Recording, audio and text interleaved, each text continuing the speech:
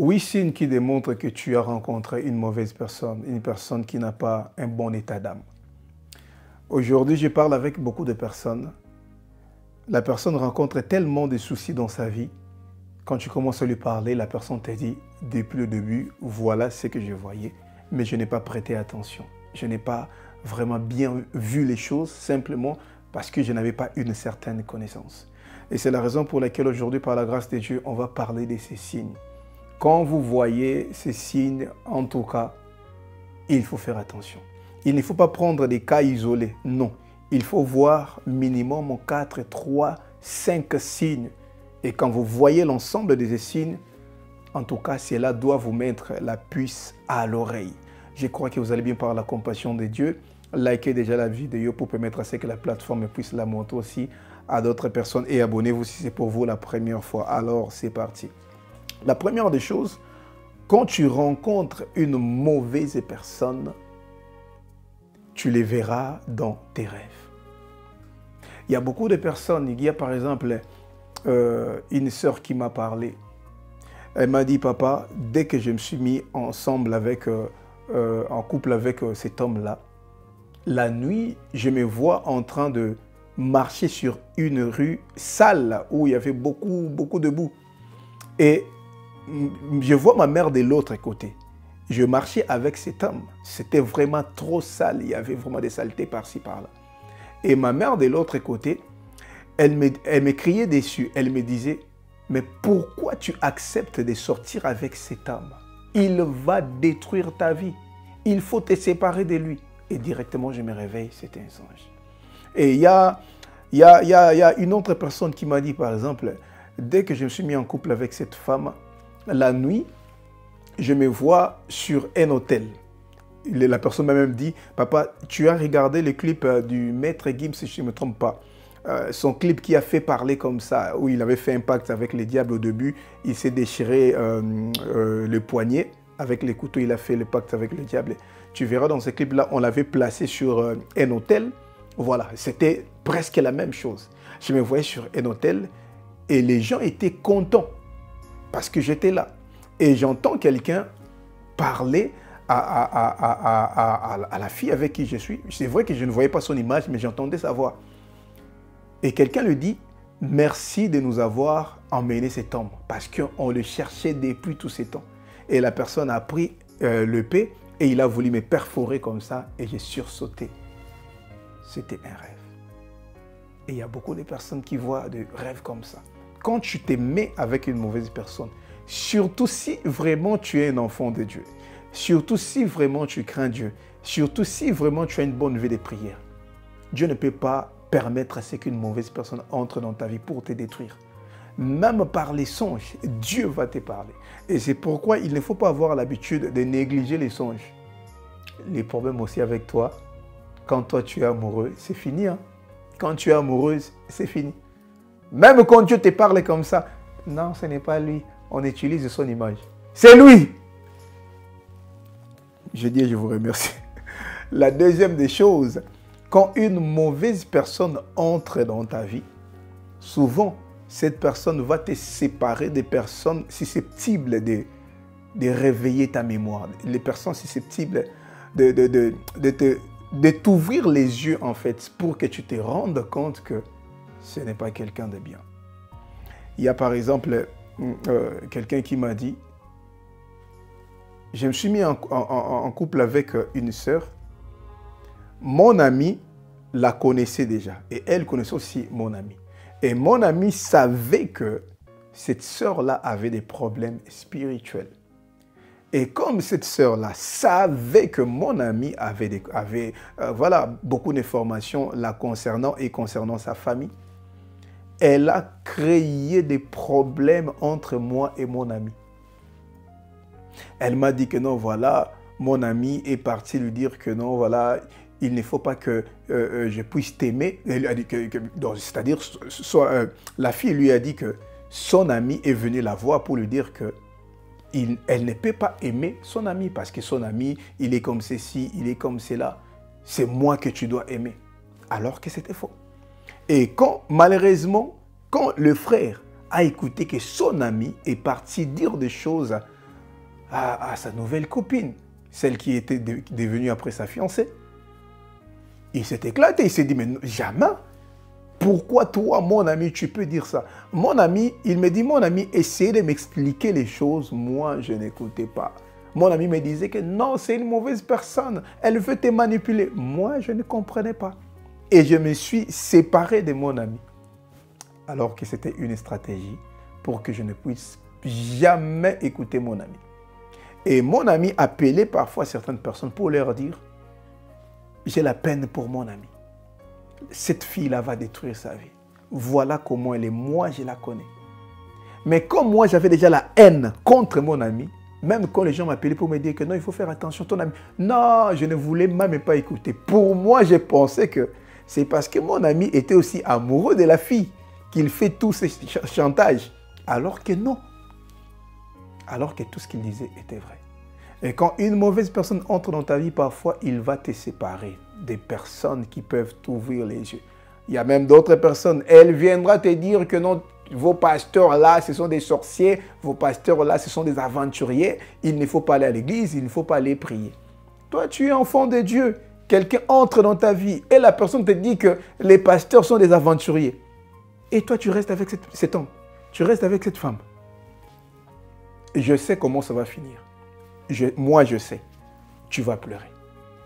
Je te promets, tu vas pleurer. C'est pourquoi fais attention. Il y a d'autres personnes qui peuvent te séparer de tes frères, te séparer de ta famille. C'est vrai que parfois, quelqu'un peut entrer dans ta vie et il trouve que tu as des amis qui sont immoraux. Tu as des amis qui n'ont pas vraiment, qui ne marchent pas avec beaucoup de principes de la vie. Et il peut te séparer de ces personnes-là. Ça, c'est normal. Il peut te dire que non, je ne veux pas te voir avec tel ou bien tel ami parce qu'il te méconduit. Je ne veux pas te voir avec ta copine là parce qu'elle a une sale vie. Ça se comprend.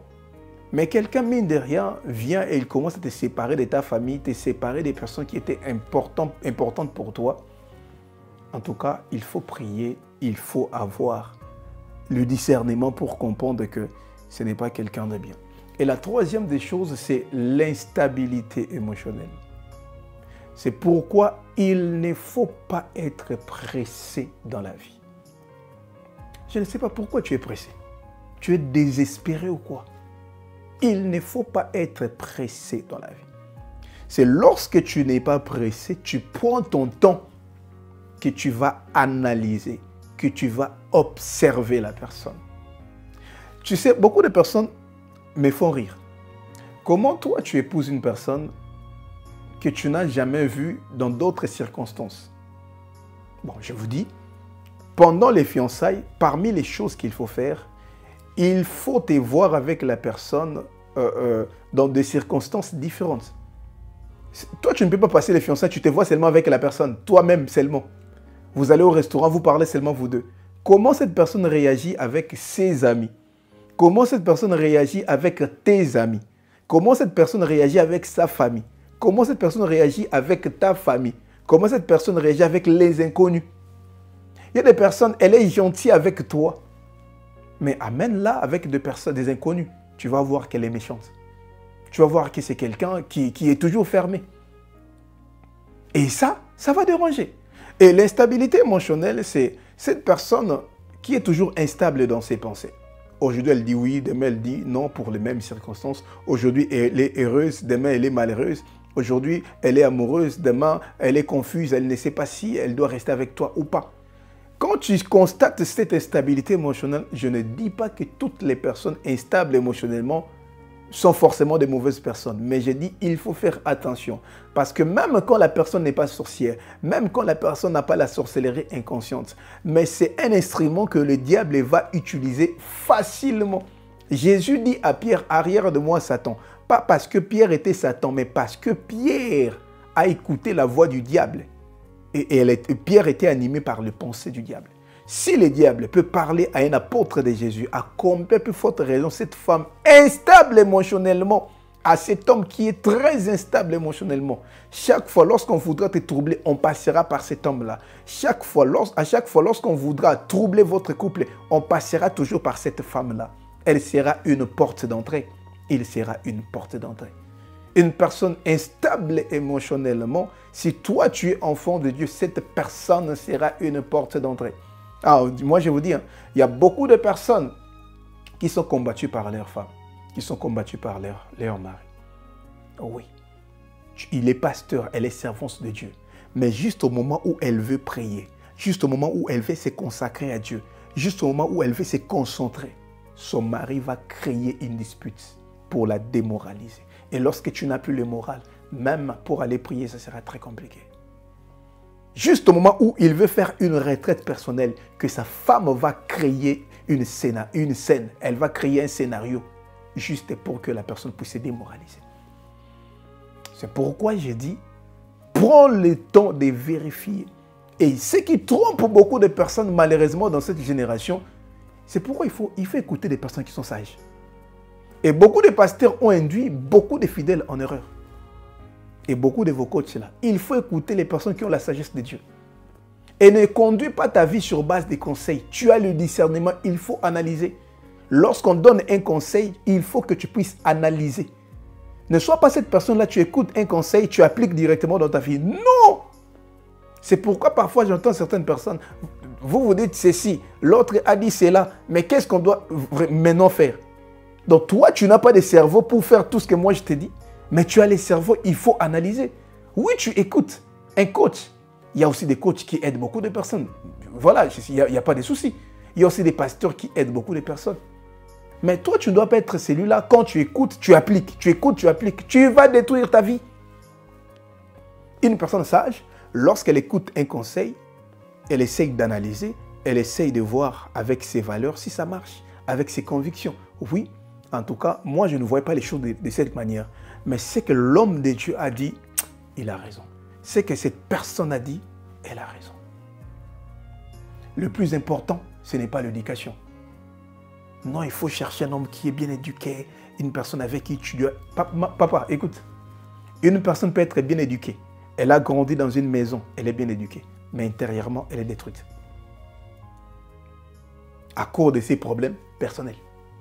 Intérieurement, elle est détruite parce qu'on critiquait son défaut corporel. Voilà. On la comparait toujours aux autres enfants. Mais cette personne est détruite. Pourquoi? À chaque fois, lorsque on la comparait à d'autres, elle se remettait en question, elle perdait la confiance en soi et elle a accumulé des blessures. Et cette personne grandit et elle devient instable. Elle est bien éduquée, elle ne va pas t'insulter, elle ne va pas te manquer du respect, mais elle va manifester seulement des sauts d'humeur. Si elle dit elle ne va pas parler, elle garde seulement calme. Elle reste là. C'est comme si elle est en train de répondre d'une mauvaise atmosphère. Voilà. Et des personnes comme ça, c'est très très compliqué. Et même si c'est toi, tu vois que tu te retrouves dans ce genre de choses, il faut chercher ta guérison. Lorsque tu es instable émotionnellement, toi-même, tu vas détruire ta vie. Le diable ne va pas chercher d'autres personnes pour te ruiner. Toi-même. Ta colère là va détruire tes amitiés, va détruire ton mariage. Et après, tu vas dire que j'ai un esprit de célibat. Alors que non. Quand tu as un esprit de célibat, on va te donner des prédispositions pour te garder célibataire. Et aussi longtemps que tu vas prier, mais tu ne vas pas combattre l'attitude que tu as. Tu ne vas pas combattre le caractère que tu as. Il n'y a rien qui va changer. Fais attention lorsque tu constates que la personne en face est quelqu'un qui est très instable. Même s'il prie, ça... Non, papa, il faut un homme qui prie, une femme qui prie. C'est une bonne chose. Trouver quelqu'un avec qui vous confessez la même foi, c'est crucial et c'est très primordial. Mais fais attention. Ne te laisse pas berner par la vie des prières de cette personne-là. Oh non, papa, la prière change tout. Si la prière change tout, pourquoi elle est instable? Mais il faut aussi réfléchir. Non, papa, la prière change tout. Ça fait 10 ans qu'elle prie. Mais elle a toujours un sale caractère. Pourquoi elle n'a pas changé? Pourquoi elle n'a pas changé? Ce n'est pas la prière qui change. C'est la connaissance qui change. Ce n'est pas la prière. Prie comme tu pries. Prie contre cet esprit de célibat. Aussi longtemps que tu n'auras pas la connaissance sur la manière à laquelle le diable opère dans ta vie, il n'y a rien qui va changer. Tu resteras célibataire, tu vas souffrir avec ces esprits-là. Beaucoup de personnes prient, mais rien ne change dans leur vie. Pourquoi? Ils n'ont pas la connaissance. La Bible, non, Dieu a tout prévu. Mon peuple périt par manque de connaissances, pas par manque de prières. Pas par manque de prières, mais manque de connaissances. C'est pourquoi il faut ouvrir grand les yeux pour observer. L'instabilité émotionnelle est parmi les éléments que le diable utilise pour amener les gens au divorce. L'instabilité émotionnelle, c'est parmi les armes que le diable utilise pour créer le trouble dans plusieurs foyers. Oh non. Parfois, ils partent voir même un pasteur. Le pasteur va leur dire, il faut communiquer. Voilà, un couple, c'est la communication. Toi, tu as déjà communiqué avec une personne qui est instable émotionnellement. Comment tu vas... C'est pourquoi lorsque vous avez des problèmes dans vos couples, il faut chercher des personnes qui sont sages. Il ne faut pas aller chercher quelqu'un simplement parce qu'il est pasteur, parce qu'il a fait 30 ans de mariage. Ça ne veut rien dire. 30 ans de mariage, ça ne veut rien dire. Ça ne veut rien dire. Et surtout dans cette génération, moi je le dis, moi je le dis. Nos mamans qui ont 60 ans, 70 ans, n'ont pas de compétences pour conseiller les filles de cette génération, n'ont pas de connaissances. Les mamans vont seulement dire, maman, il faut supporter, le mariage, il y a tellement de points, il faut supporter. Il y a des problèmes, on ne supporte pas. Il faut donner la connaissance. Une personne blessée ne peut pas supporter. Nos mamans supportaient facilement certaines choses. Pourquoi? Elles se sont mariées, elles n'avaient pas de blessures. Elle s'est mariée à 14 ans, elle n'a pas connu d'homme. Elle commence à rencontrer des problèmes dans son foyer. C'est facile pour elle de supporter. Et toi, tu demandes à quelqu'un qui est passé par 10 déceptions amoureuses de supporter. Elle est blessée dans son âme. Une personne blessée, on ne le dit pas supporte. On l'aide à guérir. Oh non, il faut dialoguer. Comment dialoguer avec une personne instable émotionnellement? Et quand tu prends la décision de dialoguer avec la personne, de la faire asseoir, c'est par là que tu vas susciter encore des problèmes. C'est par là que la querelle, les disputes vont encore s'éclater. Pourquoi? Parce que c'est quelqu'un d'instable. C'est très compliqué. L'instabilité émotionnelle, c'est un élément qu'il ne faut pas négliger. Quand tu constates que la personne en face est instable émotionnellement, il faut chercher sa délivrance. Si vraiment tu veux rester avec cette personne, il faut chercher sa délivrance. Sinon, comme je dis en lingala, you will camp. Donc, tu vas souffrance. C'est comme ça que les Congolais disent. La quatrième des choses, ce sont les doutes persistants. Les doutes persistants. Quand tu constates que tu es avec quelqu'un, mais tu as toujours des doutes. Je ne sais pas pourquoi, mais tu as des doutes. Et là aussi, je dois épingler une chose. C'est pourquoi il faut être sage. Ici, je parle des personnes qui sont matures. Pas des personnes qui sont, voilà, qui sont encore immatures émotionnellement. Parce que quelqu'un d'immature émotionnellement, même quand tu lui donnes une bonne femme, un bon mari, elle aura des doutes. Non, papa, il est bien, mais je ne sais pas si c'est vraiment, ça va marcher. Je ne le sens plus. Je ne le sens pas. Elle est belle, elle est bonne, mais je ne la sens pas. Pourquoi? C'est quelqu'un qui a tellement de blessures, quelqu'un qui est tellement traumatisé. Lui, lorsque tu le traites bien, il ne va pas t'aimer. Elle, lorsque tu la traites bien, elle ne va pas t'aimer. Elle est attirée seulement par des gens qui sont méchants. Elle est attirée seulement par des bad boys, par des gens qui la font souffrir. Oui, elle est attirée seulement par des gens comme ça. Et quand tu es instable comme ça, ce principe n'est pas pour toi. Cherche d'abord ta guérison. Mais ça, c'est pour les personnes qui sont matures. Lorsque quelqu'un est guéri, lorsque quelqu'un n'a pas de blessures, quelqu'un qui est stable dans sa tête, il trouve quelqu'un qui est très bien, quelqu'un qui, voilà, qui lui plaît. Mais dans son cœur, il est troublé. Il va se dire, non, là, il y a quelque chose. Non, il y a quelque chose. Parce que moi, normalement, si quelqu'un me traite bien, je dois l'aimer. Si quelqu'un a, voilà, un bon caractère, je dois l'aimer. Mais pourquoi intérieurement, je me sens troublé? Sûrement, il y a quelque chose. Mais toi, tu as des blessures. Toi-même, quand des bonnes personnes t'aiment, tu es toujours troublé. Ça, ce n'est pas pour toi. Ça, ce n'est pas pour toi. C'est pourquoi il faut grandir. C'est important de grandir. Parce que quand tu ne grandis pas, même tout ce que je dis, ça ne va pas t'aider. Ça ne va pas t'aider. Lorsque tu es immature émotionnellement, lorsque tu n'as pas encore grandi dans ta tête, même la prophétie ne va pas t'aider. Et malheureusement, les personnes instables, immatures émotionnellement, adorent les prophéties, courent toujours après les prophéties. Parce que lorsque tu es instable émotionnellement dans ta tête, tu ne sauras pas ce qui est bien pour toi. Tu seras toujours troublé, tu seras toujours confus. Aujourd'hui, tu dis oui, demain tu dis non. Aujourd'hui, tu es amoureux, demain tu n'es plus amoureux. Aujourd'hui, tu es heureux, demain tu es triste. Comme tu es toujours troublé dans ta tête, tu vas faire des choix, tu vas prendre des décisions à la légère. Tout va dépendre de tes émotions, de tes humeurs et de tes sentiments. Et comme tu seras toujours heurté par les répercussions néfastes de tes décisions prises sans un bon sens d'analyse, sans un bon sens de jugement, tu seras toujours heurté par les conséquences négatives de tes choix et de tes décisions. Et maintenant, tu vas te dire, il faut d'abord écouter les prophéties avant de prendre une décision. Or, les prophéties ne vont jamais remplacer la sagesse. Les prophéties ne vont jamais remplacer le discernement. La Bible dit, même les prophéties doivent être examinées. Si toi, à la base, tu n'es pas quelqu'un qui a le discernement, tu n'es pas quelqu'un qui est sage, toi, tu marches par tes émotions. Toi, lorsque tu es amoureux, tu es amoureux. Toi, tu dois d'abord écouter tes émotions. Même les prophéties ne vont pas t'aider. Les prophéties, c'est pour les personnes qui sont matures. Les prophéties, c'est pour les personnes qui ont grandi. Tu es encore enfant dans ta tête. Même les prophéties vont troubler ta vie. C'est pourquoi tu vas voir, il y a beaucoup de personnes, malgré les nombreuses prophéties qu'ils ont reçues dans leur vie, ils regrettent toujours leur choix. Ils regrettent toujours leur décision. Non, papa, Dieu m'avait dit que c'était l'homme de ma vie. Où est-il maintenant? Où est-il? C'était la femme de ma vie. Où est-elle maintenant? Continue à guider tes pas, à prendre des décisions importantes de ta vie. Sur base des prophéties, tu vas te détruire. Les prophéties sont importantes. Moi, j'aime la prophétie.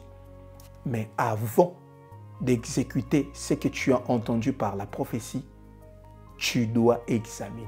La prophétie vient confirmer ce que Dieu te dit déjà. La prophétie vient confirmer ce que Dieu t'a déjà révélé. Si toi, tu ne sais quoi faire, ce n'est pas la prophétie que tu dois chercher. Tu dois d'abord grandir.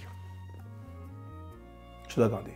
Ce sont les enfants qui ne savent quoi faire, qui dépendent totalement de leur père. Papa, qu'est-ce que je dois manger et quoi porter? Ce sont les enfants. Quand tu as ton enfant, c'est toi qui fais tout pour lui. Il n'a pas les choix. Il ne sait pas quoi faire. Il ne sait pas quelle décision prendre. Mais quand tu grandis, tu sais quoi faire. Non, papa, je ne sais quoi faire. Je dois prier, que Dieu me révèle, que Dieu me révèle. J'ai besoin même d'une prophétie. Tu es encore un enfant. Surtout dans le domaine des choix. Si tu ne sais pas quoi faire, tu ne sais pas qui choisir, c'est que tu es encore un enfant. Grandis d'abord. Grandis d'abord. Toi, tu es là confus. Je ne sais pas si je dois prendre X ou Y et tu vas prier. Non, tu dois grandir. Tu grandis, tu comprends pourquoi tu dois choisir X. C'est alors que tu vas maintenant prier. Dieu, voilà ce que moi je vois. Mais toi, dis-moi, est-ce que je suis sur la bonne voie ou pas?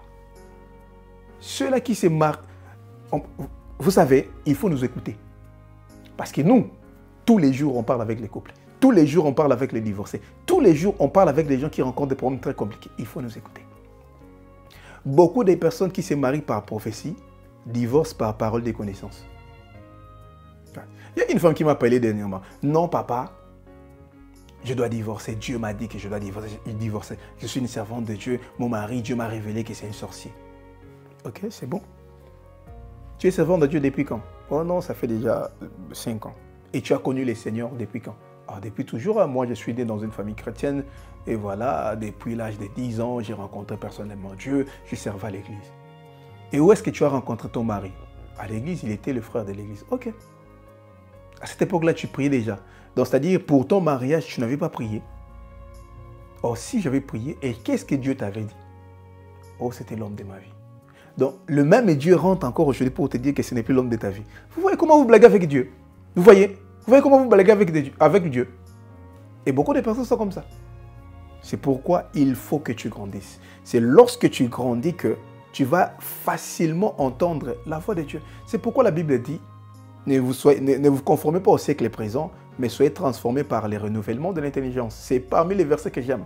Afin que vous discerniez quelle est la volonté de Dieu, ce qui est parfait, agréable. Ce qui est bon, agréable et parfait. Je pense que c'est comme ça. Donc, même la volonté de Dieu, on la discerne quand on grandit. C'est quand tu grandis que tu sauras discerner. Non, la volonté de Dieu, il faut que j'aille à gauche. Parce que tu as grandi. Un enfant qui a grandi connaît la volonté de son père. Il n'a pas forcément besoin d'appeler encore son père pour lui dire « Papa, je dois faire quoi ?» Il a tellement grandi avec son père, il sait ce que son père veut pour lui. Il le sait. Il sait que si je fais ça, mon père ne sera pas content. Si je choisis cette personne, même Dieu ne sera pas content parce que tu as grandi. C'est lorsque tu ne grandis pas que tu es confus dans ta tête. Et comme ça, même quand le Saint-Esprit te parle, tu ne sauras pas discerner. Ce sont les personnes qui ont grandi qui discernent facilement la volonté de Dieu. Facilement. J'aime la personne est bonne. Mais pourquoi je suis triste? Pourquoi j'ai un peu peur? Non, ça, c'est quelque chose. Ce sont les personnes qui ont grandi qui peuvent remarquer ça. Et quand tu remarques ça, il faut faire attention, il faut aller chercher Dieu parce que c'est bizarre. La cinquième des choses, c'est l'impudicité. Quand tu rencontres une mauvaise personne, la personne va te conduire toujours à tomber, à vivre dans l'impudicité avec elle. Tu sais, lorsque tu n'as pas encore couché avec la personne, tu seras lucide. Même pas spirituellement, même psychologiquement, tu seras lucide. Mais quand tu commences à coucher avec la personne, il y a les liens d'âme. Psychologiquement, tu vas te lier avec la personne. Et ça sera très compliqué après pour que tu sois lucide. Et les personnes, les mauvaises personnes, surtout les sorcières, ce sont des personnes qui sont toujours animées d'un esprit impudique. Et quand tu regardes leur passé, ce sont des personnes qui ont fait tout et n'importe quoi. Oui, c'est vrai, il y a des personnes qui ont des passés compliqués, qui ont donné leur vie à Jésus et Jésus les a restaurés. Et aujourd'hui, ils se comportent comme des enfants de Dieu. Mais quand tu vois quelqu'un, malgré qu'il prie, malgré qu'elle prie, mais elle a une vie sexuelle très compliquée. Fais attention. La sixième des choses, c'est le mensonge. Quand tu rencontres une mauvaise personne, l'un des signes qui prouve que cette personne a un mauvais état d'âme, c'est le mensonge. La personne ment comme elle respire. Elle est à mesure de mentir même pour des choses pour lesquelles il ne faut pas mentir. Et lorsqu'elle ment, quand tu n'as pas de preuves irréfutables, elle ne va jamais avouer. Parfois, tu as même des preuves irréfutables, mais elle nie tout en bloc. C'est quelqu'un qui est à mesure de jurer. C'est quelqu'un qui est à mesure de prendre même la Bible et de la sauter pour te dire que je n'ai pas fait ça. Elle est capable d'inventer même une histoire. Comment on appelle? Stratagème, oui, un stratagème. Pour créer une diversion. Pour te dire que non, je n'ai pas fait ça. Mais après, tu découvres que malgré qu'elle a fait tout ça, malgré qu'il a fait tout ça, c'est vrai, il a fait. Fais attention. Le père du mensonge, c'est le diable. Et vivre avec de telles personnes, c'est très compliqué. Pourquoi?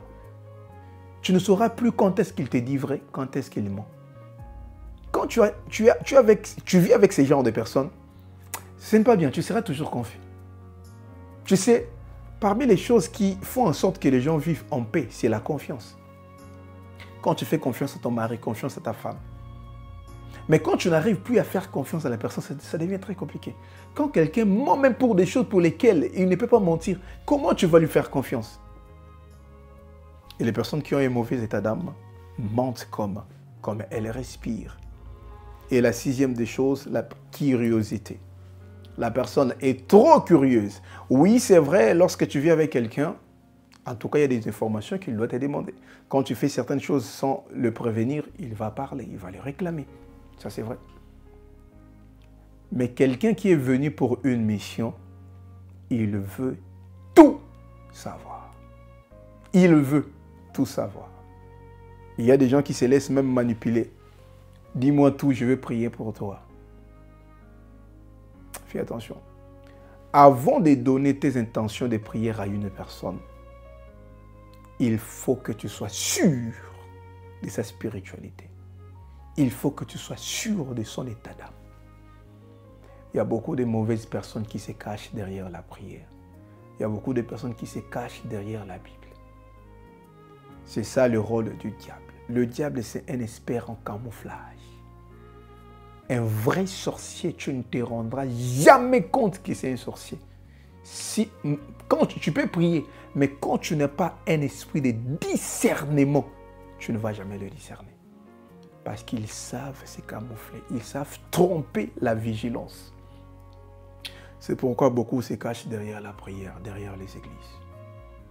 Pour que tu les fasses confiance facilement. Quand tu vois que non, c'est un pasteur, c'est un prophète, c'est une prophétesse, elle parle bien de la part du Seigneur, que c'est une bonne personne. Fais attention. Une bonne personne, tu vas les reconnaître par le fruit de l'esprit. Quand tu rencontres des personnes, elles prétendent prier, elles prétendent craindre Dieu. Mais quand tu restes avec la personne, tu sens que la personne, c'est une mauvaise, au fond de lui, c'est une mauvaise personne. Elle est méchante, il est méchant, malgré qu'il prie. La personne a un mauvais état d'âme. Et fais attention. Et la dernière des choses pour aujourd'hui, on fera encore une autre vidéo, sinon ça sera très long, ce sont les blocages. Quand tu rencontres une mauvaise personne, quand une mauvaise personne entre dans ta vie, tout sera bloqué. Tout sera bloqué. Et tu vas les constater. Il y a des personnes, dès qu'elles sortent de ta vie, tu es délivré. Tu es délivré. C'est pourquoi parfois Dieu te sépare de certaines personnes. Toi, tu vas pleurer un engouement alors que Dieu cherche ta délivrance. Il y a des personnes qui doivent sortir de ta vie. Quand une mauvaise personne entre dans ta vie, tu seras bloqué de toutes parts. Tu seras bloqué. Tu vas constater que c'est comme si la personne a amené une autre atmosphère dans ta vie. Tout est par terre. C'est pourquoi il faut avoir le discernement. Il faut prier. Aujourd'hui, même à l'église, les gens divorcent beaucoup. Parce que même nous, qui sommes enfants de Dieu, on ne se laisse plus conduire par l'esprit. On se laisse conduire par les émotions. Surtout les gens qui viennent où Dieu m'a dit, beaucoup sont des aventuriers. Beaucoup sont des aventuriers. Tu as déjà tes sentiments, tu es déjà amoureux de la sœur. Oh, Dieu m'a dit, Dieu m'a convaincu. Papa, ce n'est pas Dieu, ce sont tes pensées. Ce sont tes pensées. Et il y a des gens qui ont même des rêves bizarres. Non, Dieu m'avait montré, j'ai vu, pendant que je dormais, je vis un songe, j'étais en robe de mariée, et lui, il m'a amené une fleur. Elle est déjà amoureuse du frère. C'est une aventurière. C'est une aventurière. Il faut arrêter. Si Dieu n'a pas parlé, il ne faut pas dire que Dieu m'a dit.